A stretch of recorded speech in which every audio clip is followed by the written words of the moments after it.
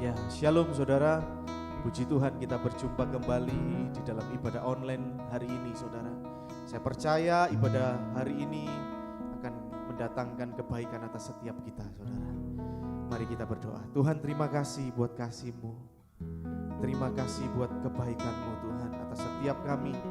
Kalau kami bisa ibadah hari ini walaupun online, kami percaya itu karena kebaikan-Mu Tuhan. Mari nyatakan kebaikan-Mu lebih lagi atas setiap kami Tuhan. Nyatakan lebih lagi Tuhan. Hadirat-Mu, kuasa-Mu, Roh-Mu yang kudus, biar itu yang memenuhi setiap kehidupan kami. Roh, jiwa dan tubuh kami, perasaan kami, keinginan kami, Tuhan yang menguasainya. Terima kasih Tuhan, terima kasih Tuhan. Kami bersyukur buat kebaikan-Mu di dalam nama Tuhan Yesus. Haleluya. Haleluya, amin, amin saudara.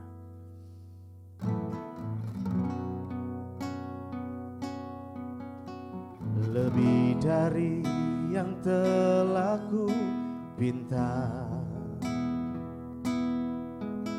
lebih dari yang telah ku pikirkan,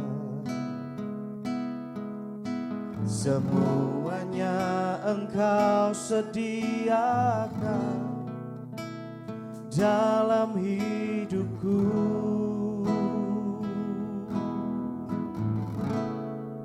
Oh, tidak dapat aku mengukurnya,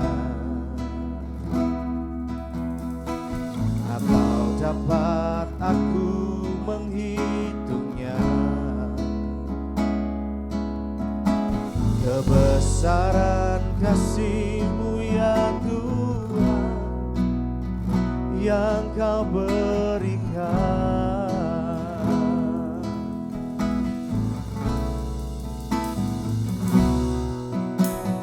Ku bersyukur padamu, Kau Tuhan yang mengasihiku. Kaulah jaminan hidupku, hatiku ada bagiku. Ku bersyukur padamu, Kau Tuhan yang mengasihiku. Kau jadikan hidup ini lebih indah dan lebih berharga. Mari kita pujikan dari awal saudara. Lebih dari yang telah ku pinta, lebih dari yang telah ku pikirkan, semuanya Engkau sediakan dalam hidupku.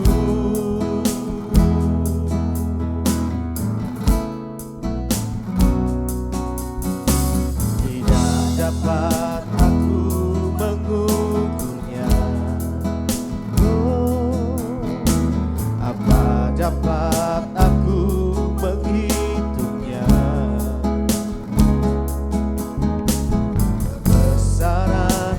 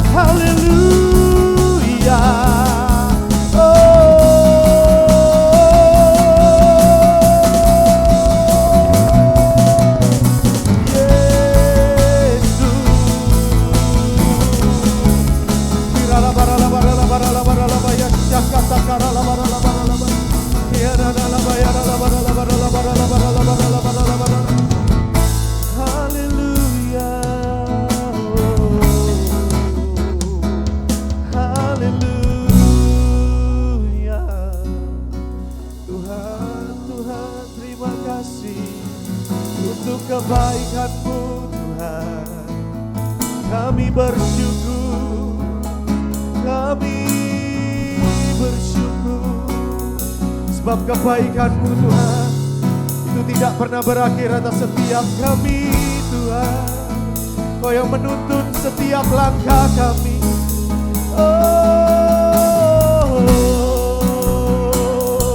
Kau yang membawa setiap kami Tuhan. Haleluya.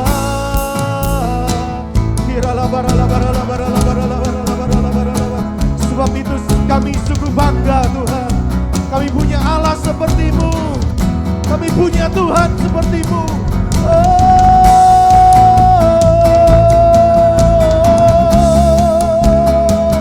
Kasih-Mu Tuhan, kasih-Mu Tuhan.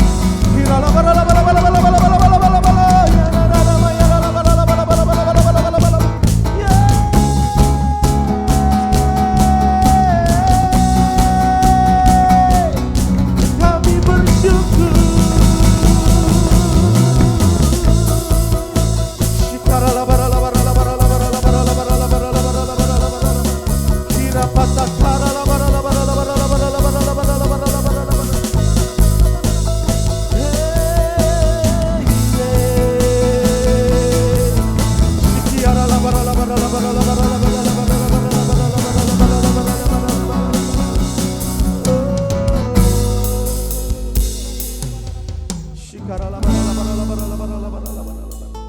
Hadirat-Mu Tuhan yang membuat setiap kami kuat Tuhan. Perjumpaan dengan Engkau itu yang membuat iman kami semakin naik Tuhan. Perjumpaan dengan Engkau itu yang membuat kami tetap kuat Tuhan. Haleluya. Mari berjumpa secara pribadi dengan Tuhan saudara.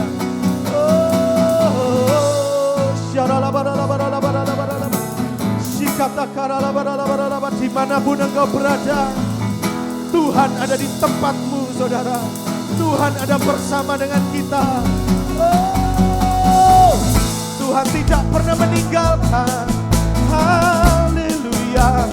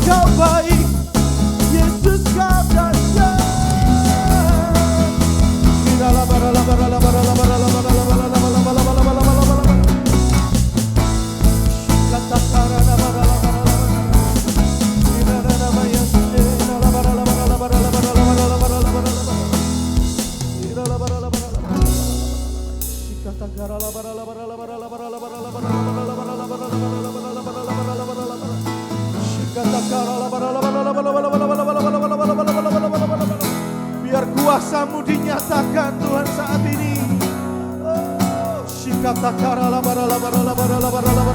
Kuasa dari sorga itu turun atas setiap kami Tuhan.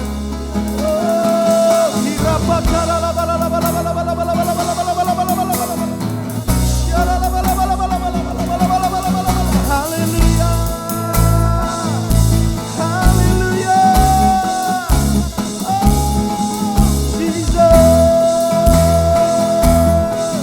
Sebab kami ini bersukacita karena-Mu Tuhan, karena-Mu Tuhan.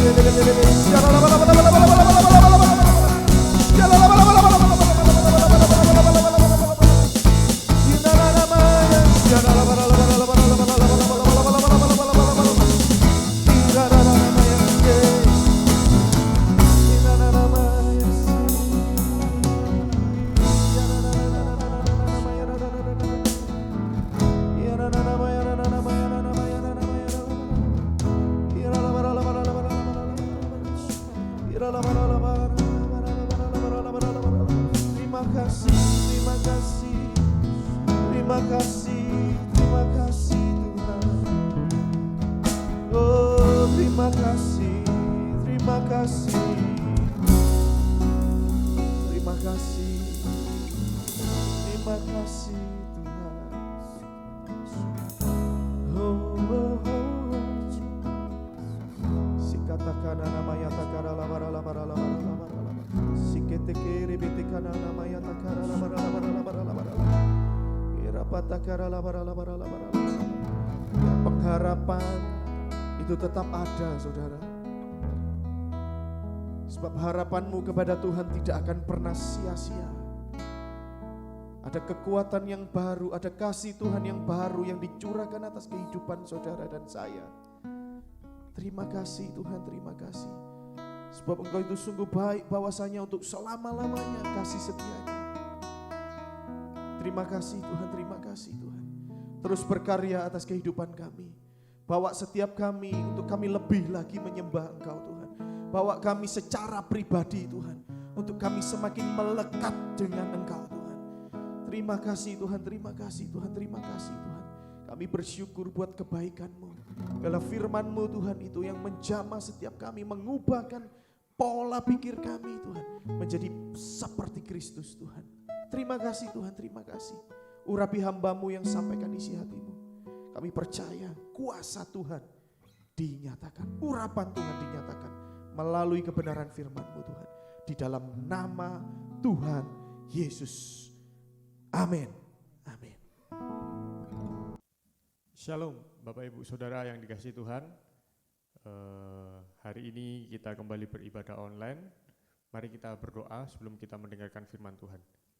Bapa di dalam surga, kami mengucap syukur buat kasih-Mu, buat kebaikan-Mu, buat kemurahan-Mu. Karena kemurahan-Mu kami hidup sampai hari ini. Karena kasih-Mu kami ditebus dan diselamatkan. Kami mengucap syukur, terpujilah nama-Mu Allah di atas segala Allah yang kami sembah. Tuhan yang ajaib, Tuhan yang baik. Kami bersyukur Tuhan atas semua yang terjadi dalam kehidupan kami. Urapi firman-Mu, kiranya firman ini jadi benih, bertumbuh di hati kami, menguatkan setiap iman kami, dan kami belajar tentang karakter-Mu dan hati-Mu Tuhan. Terima kasih Tuhan, berkati firman-Mu, di dalam nama Yesus kami berdoa. Haleluya, amin. Mari kita buka Bapak Ibu Saudara firman Tuhan di Ibrani 12 ayat yang 1 dan yang kedua. Ibrani 12 ayat 1 dan 2. Perikopnya, nasihat supaya bertekun dalam iman. Ibrani 12 ayat yang pertama, karena kita mempunyai banyak saksi bagaikan awan yang mengelilingi kita, marilah kita menanggalkan semua beban dan dosa yang begitu merintangi kita, dan berlomba dengan tekun dalam perlombaan yang diwajibkan bagi kita. Marilah kita melakukannya dengan mata yang tertuju kepada Yesus, yang memimpin kita dalam iman, dan yang membawa iman itu kepada kesempurnaan, yang dengan mengabaikan kehinaan, tekun memikul salib ganti sukacita yang disediakan bagi Dia, yang sekarang duduk di sebelah kanan tahta Allah. Jadi Bapak Ibu Saudara yang dikasihi Tuhan, firman Tuhan berkata, karena kita mempunyai banyak saksi bagaikan awan yang mengelilingi kita, marilah kita menanggalkan semua beban dan dosa yang begitu merintangi kita, dan berlomba dengan tekun dalam perlombaan yang diwajibkan bagi kita. Jadi kita ini dalam hidup seperti perlombaan, kata firman Tuhan. Nah, Tuhan berkata, marilah kita menanggalkan semua beban dan dosa. Karena beban dan dosa itu sangat merintangi kehidupan kita. Kalau dosa, kita semua mengerti. Dosa itu adalah apa yang kita kerjakan, kita lakukan yang tidak sesuai dan tidak dikehendaki oleh Tuhan. Itu namanya dosa. Tetapi beban ini boleh kita, beban ini beban kehidupan kita.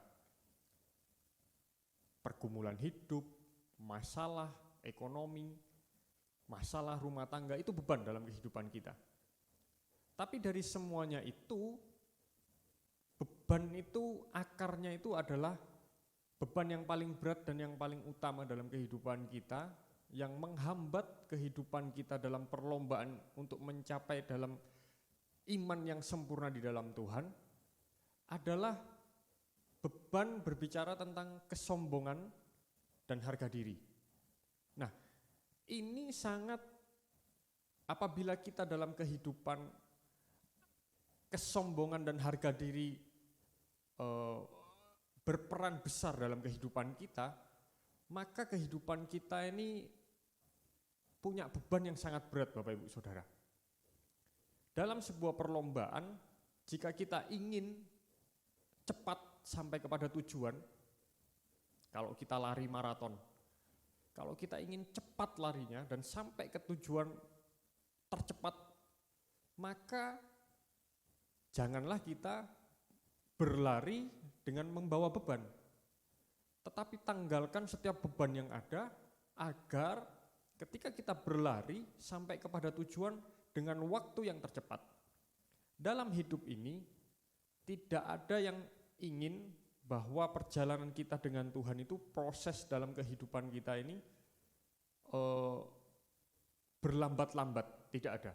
Semua kita ingin mengalami percepatan dalam kehidupan, ditolong cepat sama Tuhan, dipulihkan secepat mungkin, tapi memang ada waktunya Tuhan. Nah, firman Tuhan berkata, kita ini berlomba dalam hidup. Jika kita ingin cepat, tanggalkan beban, harga diri, kesombongan itu tanggalkan, Bapak Ibu Saudara. Karena itu sangat menghambat sekali.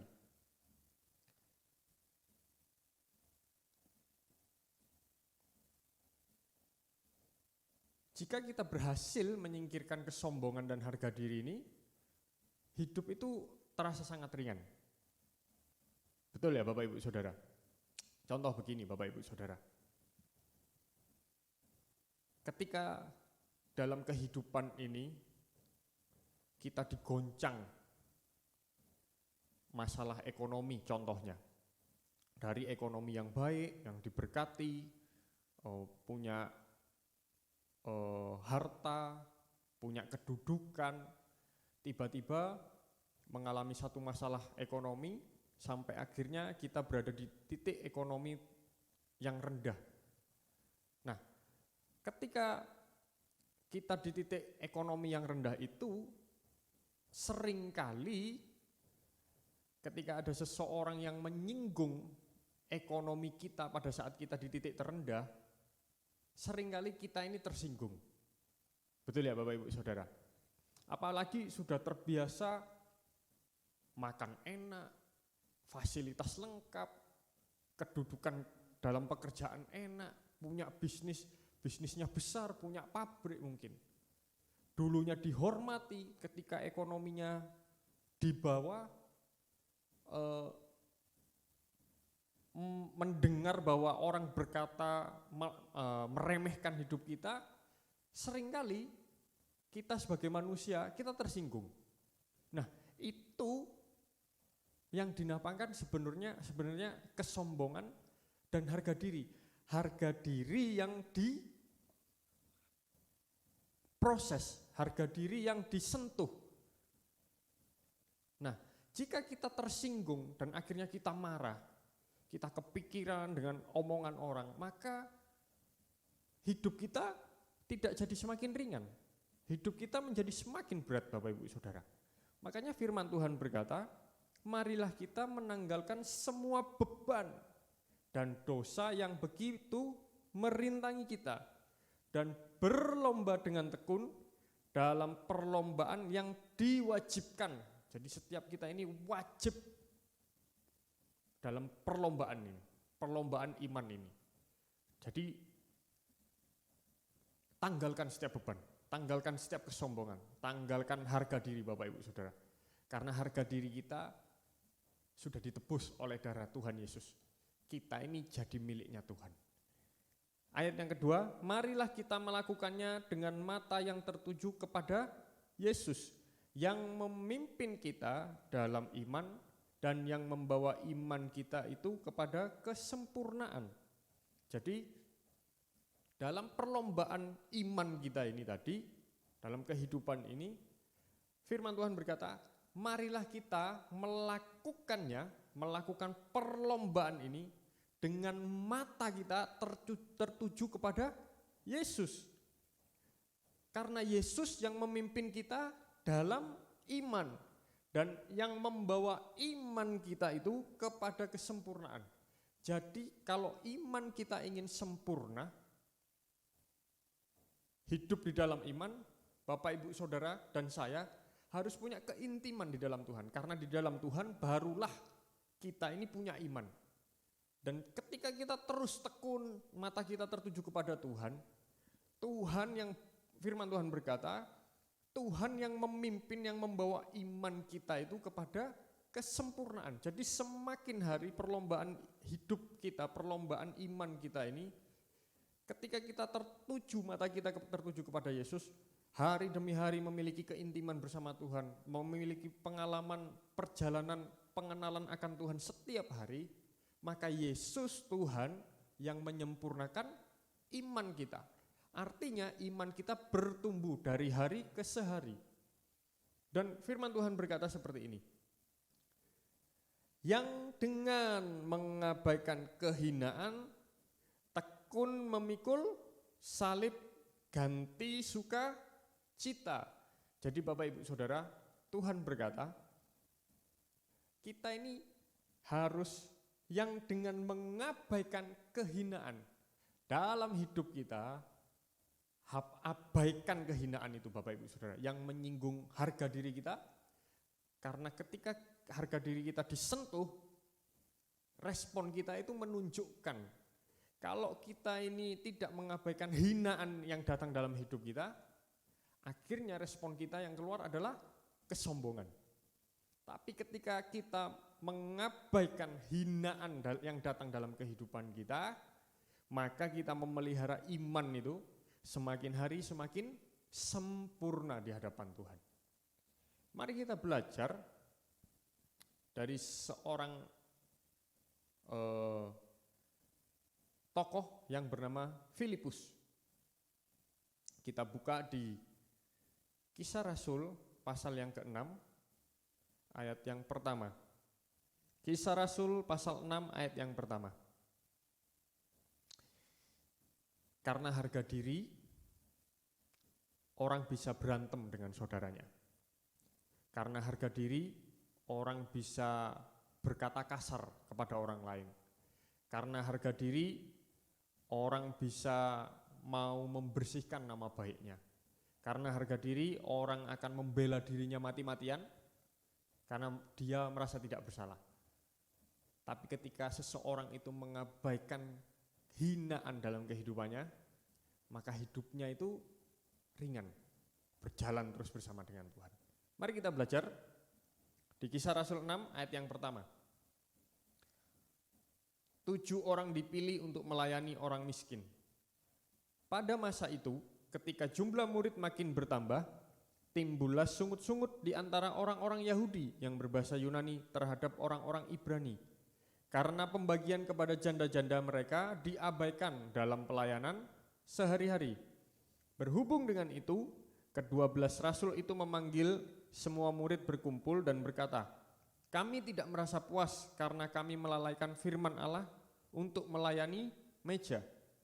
Karena itu, saudara-saudara, pilihlah 7 orang dari antaramu yang terkenal baik dan yang penuh roh dan hikmat, supaya kami mengangkat mereka untuk tugas itu, dan supaya kami sendiri dapat memusatkan pikiran dalam doa dan pelayanan firman. Usul itu diterima baik oleh seluruh jemaat, lalu mereka memilih Stefanus, orang yang penuh iman dan Roh Kudus, dan Filipus, Prokorus, Nikanor, Timon, Parmenas, dan Nikolaus, seorang penganut agama Yahudi dari Antioquia. Mereka itu dihadapkan kepada rasul-rasul, Lalu rasul-rasul itu pun berdoa dan meletakkan tangan di atas mereka. Firman Allah makin tersebar dan jumlah murid di Yerusalem makin bertambah banyak. Juga sejumlah besar imam menyerahkan diri dan percaya. Jadi ketika waktu itu, ketika jemaat semakin banyak, terjadi pertengkaran, perselisihan karena pelayanan meja atau pelayanan pembagian, karena pada zaman rasul-rasul itu setiap orang mengumpulkan hartanya, diletakkan dibawa di hadapan rasul, diberikan setiap hartanya, kemudian para rasul membagikan rata setiap harta yang diberikan, ditabur itu. Jadi istilahnya kalau di gereja zaman sekarang itu diakonia, jadi yang tidak punya diberkati oleh persembahan yang diberikan setiap jemaat yang memberikan karena cinta akan Tuhan. Nah, karena semakin banyaknya jemaat, orang-orang yang dijamah Tuhan, dan banyak pekerjaan Tuhan yang harus dikerjakan, sampai akhirnya pelayanan meja ini terbengkalai. Dan para rasul rasanya tidak merasa puas karena mereka merasa pelayanan meja terbengkalai, mereka mengerjakan pelayanan meja dan mereka tidak bisa fokus untuk menyampaikan pemberitaan firman Allah. Akhirnya mereka mengangkat 7 orang dan salah satu di antaranya bernama Filipus. Nah, ada 3 hal yang menjadi faktor untuk memilih ke-7 orang untuk melayani orang miskin ini. Dikatakan yang terkenal baik dan yang penuh roh dan hikmat.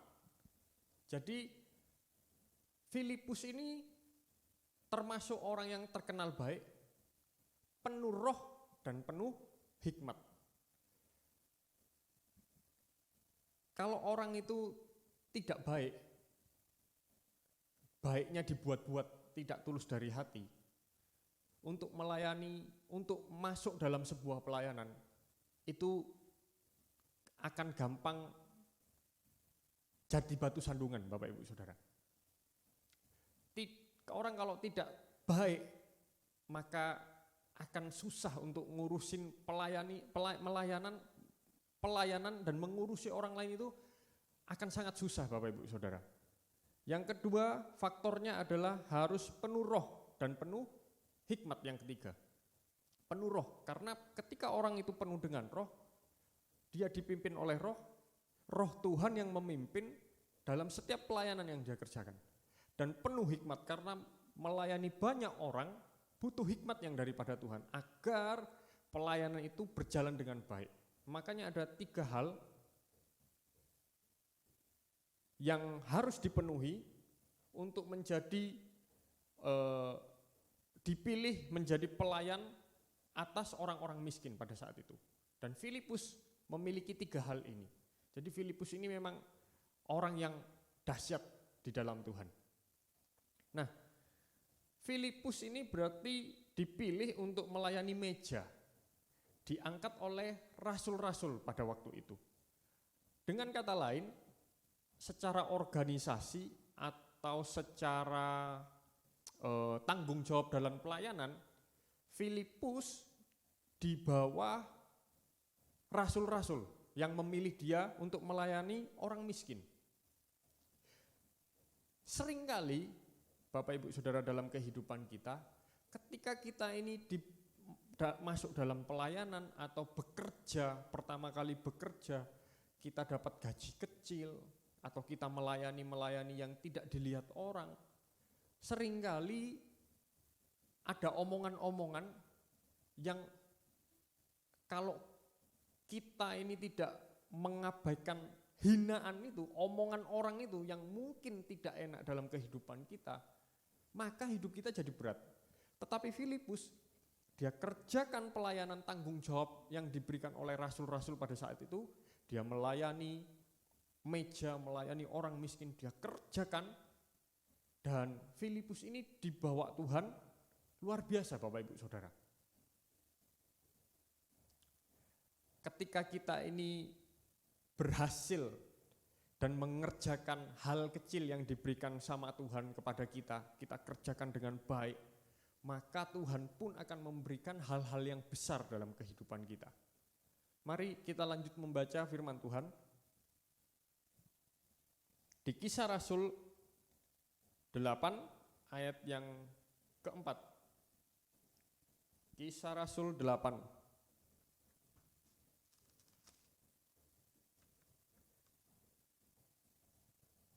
Nah, perikopnya Filipus di Samaria.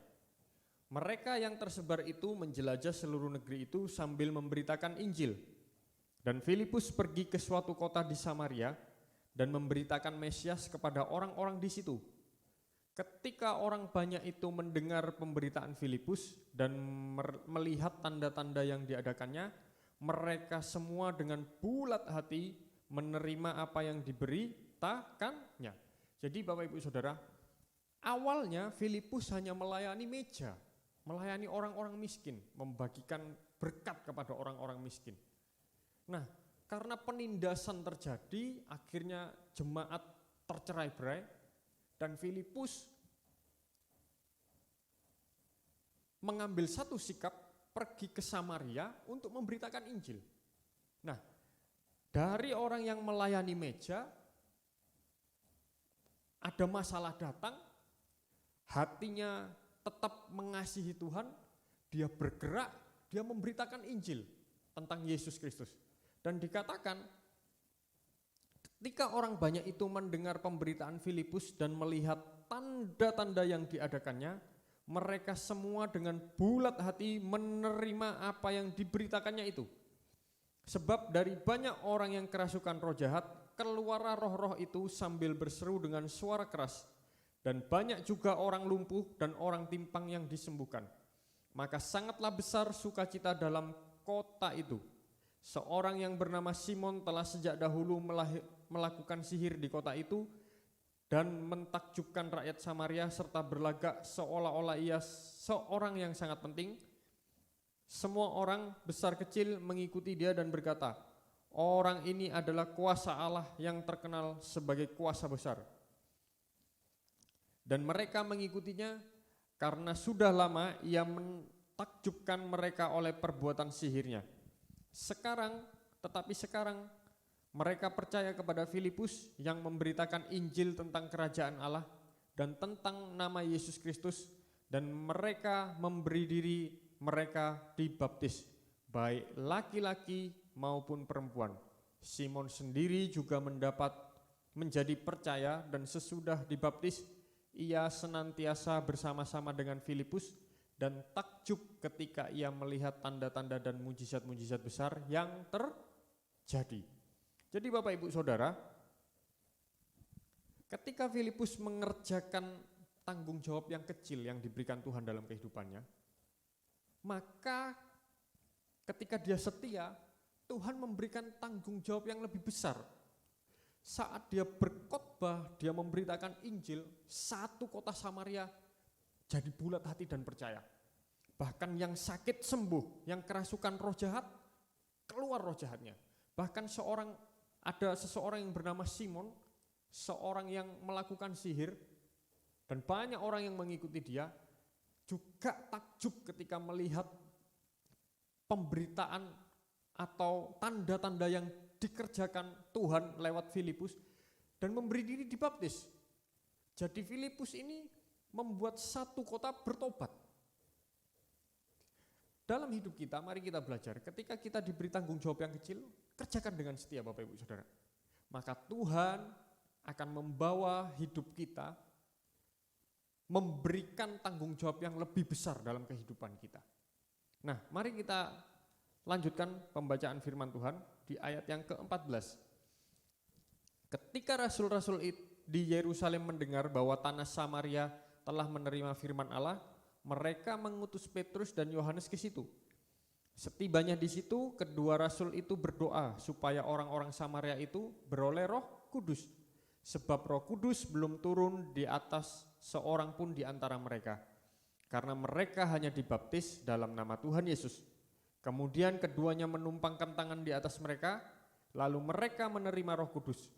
Ketika Simon melihat bahwa pemberian Roh Kudus terjadi oleh karena rasul-rasul itu menumpangkan tangannya, ia menawarkan uang kepada mereka serta berkata, "Berikanlah juga kepadaku kuasa itu, supaya jika aku menumpangkan tanganku di atas seseorang, ia boleh menerima Roh Kudus."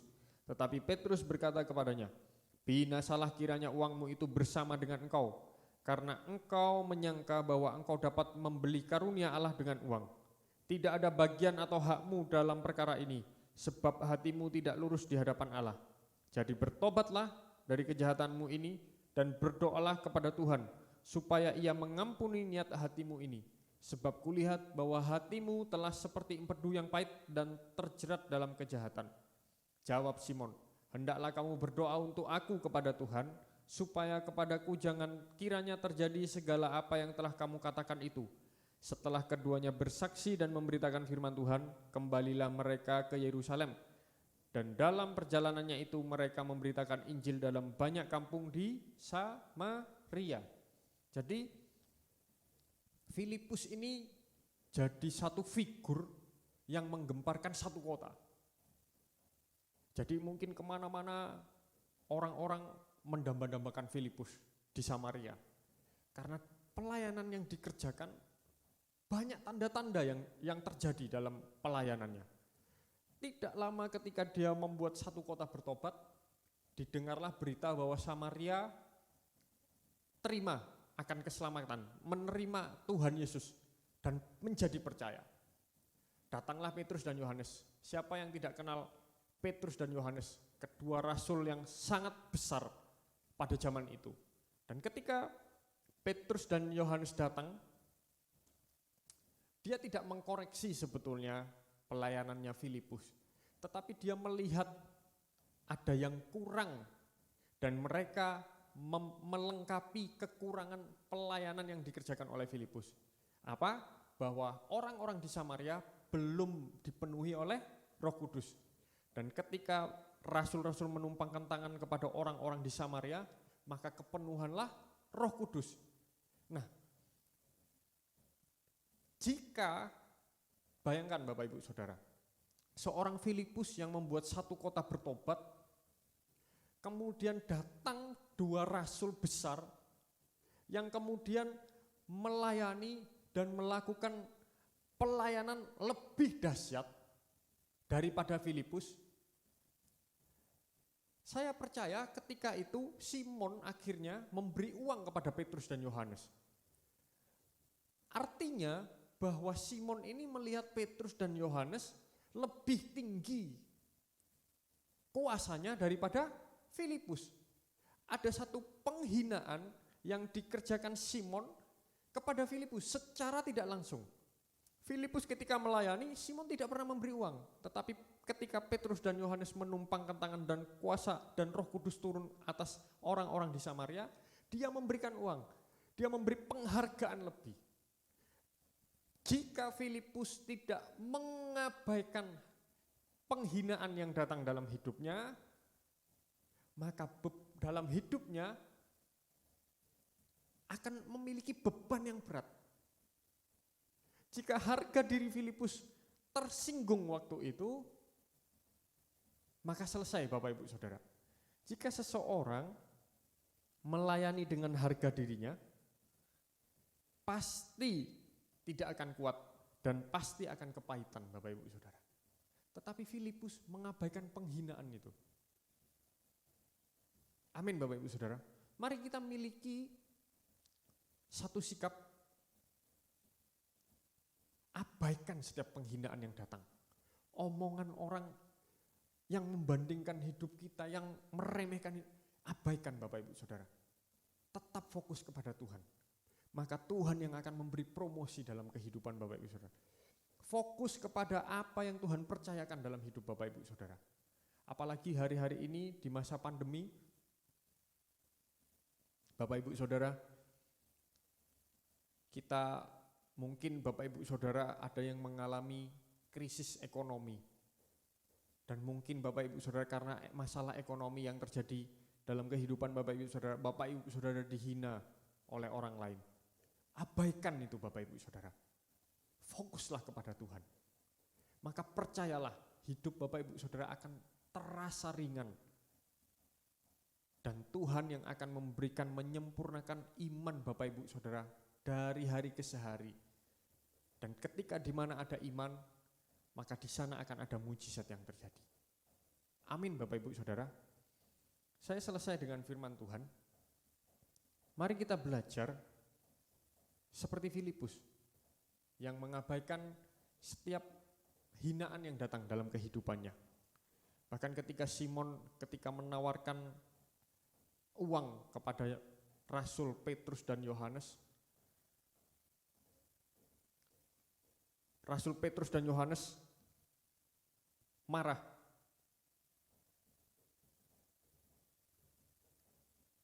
Petrus berkata kepadanya, "Binasalah kiranya uangmu itu bersama dengan engkau, karena engkau menyangka bahwa engkau dapat membeli karunia Allah dengan uang.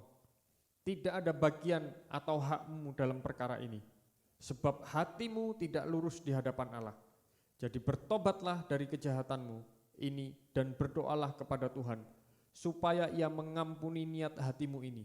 Sebab kulihat bahwa hatimu telah seperti empedu yang pahit dan terjerat dalam kejahatan." Jawab Simon, "Hendaklah kamu berdoa untuk aku kepada Tuhan, supaya kepadaku jangan kiranya terjadi segala apa yang telah kamu katakan itu." Jadi ternyata Simon ini ingin hidupnya dipandang oleh banyak orang. Karena apa? Sebelum Filipus melayani di Samaria, Simon adalah orang yang dihormati dan disegani karena dia bisa melakukan sihir. Tetapi ketika Filipus datang melayani banyak orang yang percaya, dia merasa dia menjadi orang yang dulunya nomor 1 di Samaria. Filipus datang, dia tidak dihormati dan tidak disegani lagi. Ternyata terbongkar waktu Petrus dan Yohanes datang. Simon mencoba memberi uang untuk meminta kuasa ketika dia menumpangkan tangan ada Roh Kudus. Maka Petrus dengan keras berkata, "Binasalah kiranya uangmu itu bersama dengan engkau." Dia kira dengan uang dapat membeli kuasa Allah. Mari Bapak Ibu Saudara, jika kita memberi persembahan kepada Tuhan, berilah juga karena kita mencintai Tuhan kita. Hiraukan hinaan yang datang. Jangan dihirau, jangan masukkan dalam hati kita setiap hinaan yang datang dalam kehidupan kita. Dan biarlah kasih Tuhan yang tetap menyertai kehidupan Bapak Ibu Saudara dan saya. Mari kita berdoa Bapak Ibu Saudara. Tuhan, kami mengucap syukur buat firman-Mu hari ini. Kiranya firman-Mu Tuhan jadi kekuatan yang baru. Apapun penghinaan yang datang dalam kehidupan kami Tuhan, kami tidak mau merasa diri kami dihina Tuhan. Kiranya setiap hinaan yang datang kami serahkan ke dalam tangan-Mu. Biar mata kami hanya terfokus dan tertuju kepada setiap tanggung jawab yang Tuhan berikan dalam kehidupan kami. Yang kami percaya ketika kami setia melakukan hal-hal yang kecil yang Engkau percayakan dalam hidup kami, Tuhan yang akan memberikan hal-hal yang besar dalam kehidupan kami. Terima kasih Tuhan buat firman-Mu, berkati setiap umat-Mu, dimanapun umat-Mu berada, pekerjaan, pelayanan, bisnis, keluarga, rumah tangga, Tuhan kiranya memberkati dan anugerah-Mu yang melingkupi setiap kehidupan kami. Terpujilah nama-Mu Tuhan, kekal selama-lamanya. Kami mengucap syukur dan kami berdoa. Haleluya, amin. Pengumuman Bapak Ibu Saudara, setiap hari di alamat yang nanti akan ditampilkan di bawah ini, kita membuka ada makan gratis dari jam 8 sampai jam 4 dengan lauk yang disediakan di tempat ini. Buat Bapak Ibu Saudara yang mau dan yang butuh, silahkan datang. Nanti alamatnya bisa dilihat di bawah ini. Itu saja pengumumannya. Mari kita berdoa, kita tutup ibadah kita hari ini. Kami mengucap syukur Tuhan, sekali lagi kami datang kepadamu, kami bersyukur buat kemurahan, buat kebaikan-Mu. Terima kasih Tuhan yang kami percaya, Tuhan yang menyertai setiap kehidupan kami dari hari ini sampai selama-lamanya. Dan kiranya Tuhan berkat-Mu Engkau curahkan hari ini buat setiap umat-Mu, kekuatan, damai sejahtera, sukacita melingkupi kehidupan umat-Mu Tuhan. Dan kiranya Tuhan, kami mau buka kedua tangan kami mau terima berkat, damai sejahtera, sukacita, kasih mesra, persekutuan antara kami dengan Engkau, Tuhan Kristus yang ajaib, dan Roh Kudus yang menyertai kehidupan kita dari hari ini sampai selama-lamanya, bahkan sampai Maranatha Tuhan datang kedua kali menyertai kehidupan kita semua. Terimalah berkat ini di dalam satu nama, Tuhan Yesus Kristus. Haleluya. Amin.